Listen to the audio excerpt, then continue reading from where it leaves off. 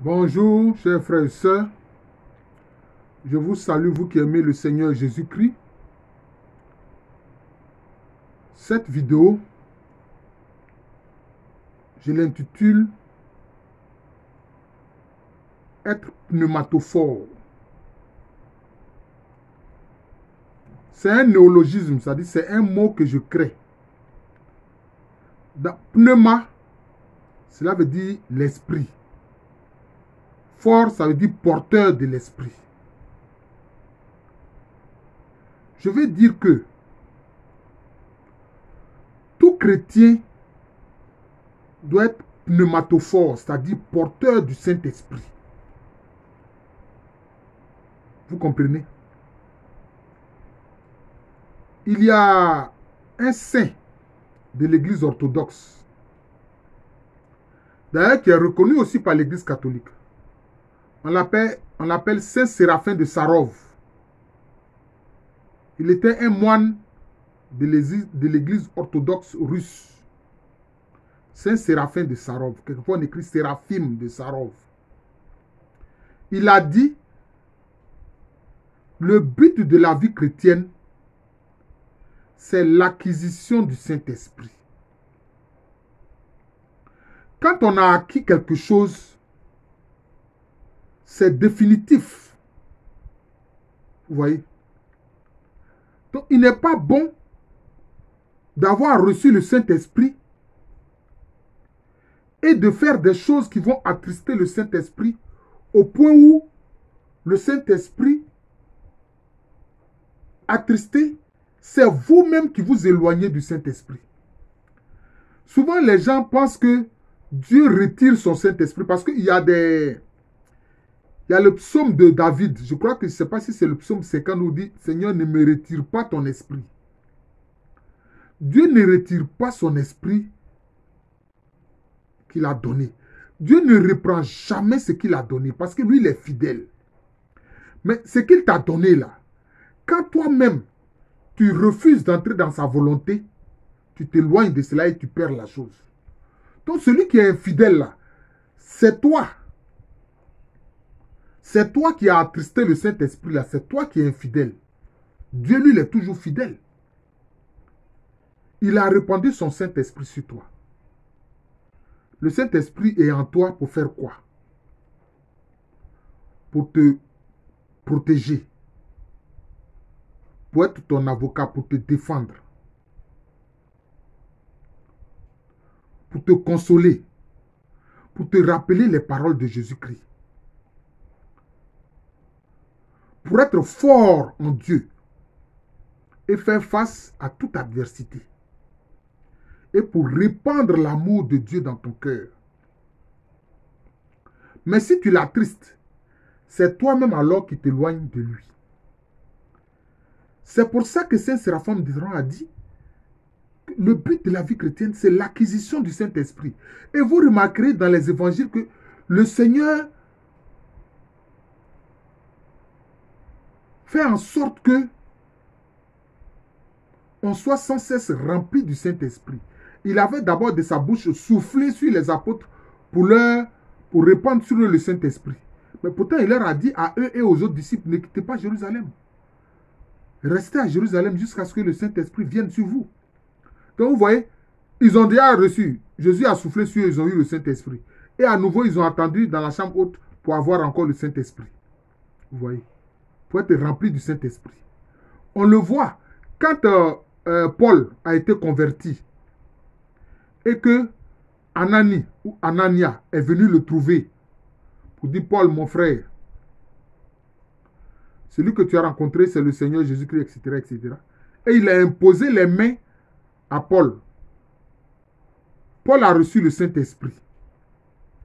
Mais quand, à Antioche de Pisidie, est-ce que c'est à Antioche, je ne sais pas si c'est à Éphèse, quand le Saint-Esprit avait dit, mettez à part pour moi Paul et Barnabé pour la mission à laquelle je les ai appelés. Qu'est-ce qui s'est passé? Les frères à nouveau ont prié pour Paul et pour Barnabé et leur ont imposé à nouveau les mains pour leur communiquer le Saint-Esprit. Donc, on n'a pas fini d'être rempli du Saint-Esprit sans cesse. Nous devons être remplis du Saint-Esprit. C'est vrai, quand nous avons été baptisés, l'Esprit est venu sur nous, le Saint-Esprit est venu sur nous. Et avec la confirmation, on reçoit le Saint-Crème, je dirais l'huile sainte, et à nouveau, on reçoit le Saint-Esprit. Mais nous sommes comme un vase que le Saint-Esprit doit remplir. Vous comprenez? C'est pour ça que régulièrement, un chrétien dans sa prière doit sans cesse demander à être rempli du Saint-Esprit. Il ne faut pas dire non, c'est vrai, je l'ai reçu, et puis c'est tout.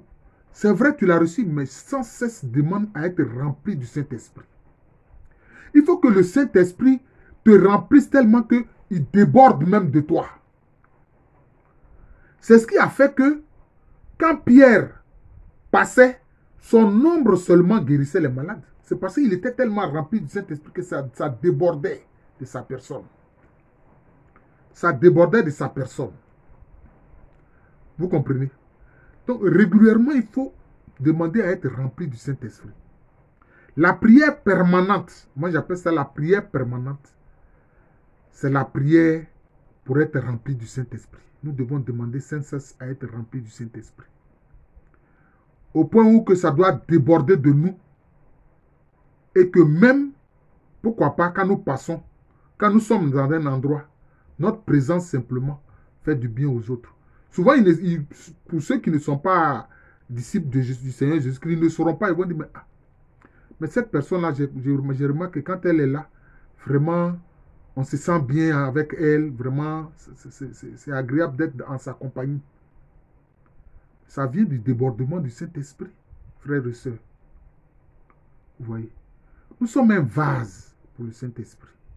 C'est pour ça que Paul, dans une de ses lettres, a dit, nous sommes comme un vase qui contient un trésor d'une valeur inestimable. Mais comme nous sommes un vase de terre, un pot de terre, mais qui contient un trésor inestimable. Cela veut dire quoi? C'est-à-dire que notre corps là est comme un vase, mais un vase de terre. Parce que nous mangeons les produits de la terre, effectivement. Mais il contient quoi? Qu'est-ce qui est inestimable? C'est l'Esprit de Dieu, c'est le Saint-Esprit. Il doit nous remplir au point de déborder et faire du bien à tous ceux qui sont autour de nous. Vous voyez? C'est pour ça que je dis que le chrétien, le disciple de Jésus, j'utilise un peu un terme savant que j'ai créé, il doit être pneumatophore, c'est-à-dire porteur du Saint-Esprit. Ah oui, puisque le Saint-Esprit habite en toi. Donc tu le portes. Il est en toi, tu le portes. Donc pneumatophore, être pneumatophore. C'est important. Frères et sœurs, c'est de ça que j'ai voulu vous parler ce matin. Saint Séraphin de Sarov a appelé cela l'acquisition du Saint-Esprit. Moi, j'appelle cela être pneumatophore. Le chrétien doit être pneumatophore, porteur du Saint-Esprit. Et je pense que dans le catéchisme de l'Église catholique, je dirais, ce principe fondamental de Dieu en nous doit être enseigné. Je pense que l'accent n'est pas suffisamment mis dans le catéchisme catholique sur cela. Souvent, quand je vois les enfants de cœur, je leur demande, mais Jésus est où? Ils me montrent le ciel, Jésus est au ciel. Je dis, oui, mon enfant, Jésus est au ciel, mais Jésus est en toi. Dernièrement, mes petits-enfants sont mes petits-enfants. Les deux fils de mon neveu, ils sont venus. Leur papa et puis leur maman, ils sont venus me rendre visite. Je leur ai demandé. J'ai dit, mais Emmanuel et Gilles, Jésus est où? Ils me disent, Jésus est au ciel. Ils ont fait le catéchisme. Ils ont pris leur première communion. Mais ils n'ont pas ils sont pas conscients que Jésus est en chacun d'eux. Vous voyez? Et aussi, il faut qu'on dise le Saint-Esprit là, il habite en chaque chrétien, en chaque baptisé. Ces deux éléments doivent être enseignés. Ça doit être l'élément fondamental du catéchisme de l'Église catholique. Sincèrement. Bon, on me retorquera que, bon, mais professeur Alou, pourquoi toi-même tu ne veux pas enseigner? Mais moi, même si je devais enseigner le catéchisme de l'Église catholique, mais c'est ce qui est dans le manuel que je vais enseigner. C'est ce qui est dans le manuel que je vais enseigner, parce que c'est ça qui est dans le manuel. Mais ce que je dis, il faut que le manuel prenne en compte le fait que Jésus-Christ vit en nous, le fait que le Saint-Esprit habite en nous, et que nous sommes porteurs du Saint-Esprit. Nous sommes pneumatophores. Nous sommes porteurs du Saint-Esprit. Je ferai une autre vidéo pour dire que nous devons être christophores, c'est-à-dire porteurs du Christ. Je ferai une autre vidéo pour ça. Être christophore. Je ferai une autre vidéo pour ça. Mais aujourd'hui, j'ai voulu vous parler du fait que le chrétien doit être pneumatophore, c'est-à-dire porteur du Saint-Esprit. Je vous remercie.